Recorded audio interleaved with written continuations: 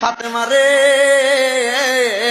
ও ফাতেমা, আমি তোমার কাছে একটা খবর জানাইতে চাই। ও আব্বাজান, আপনি কি খবর জানাইবেন? আপনার কাছে জানতে চাই। মাইয়ারা তো বাবারে বেশি ভালোবাসে, ছেলেরা মারে বেশি ভালোবাসে। ফাতেমা চোখের পানি ছেড়ে কয়, বাবা, ও বাবা, আপনি কি বলবেন বলেন না রে আব্বা।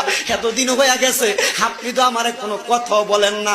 অসুস্থ অবস্থায় আপনি আপনার হুজরা মুবারকের মধ্যে শুয়ে থাকেন।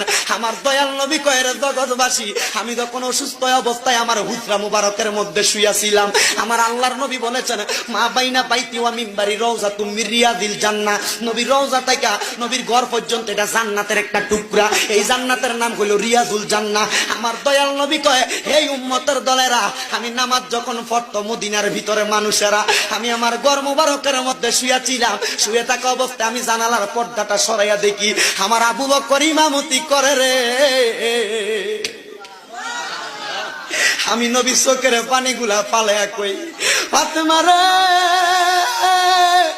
আমি নবী তো এই ইসলামটার লাগা কষ্ট করছিলাম, দেখছুনি নামাজের সময় হইয়া গেছে রে। আমার মুসল্লিরা আমি নবীর অপেক্ষা না কইরা সময় চলে যায়, তারা নামাজ পড়তাছে।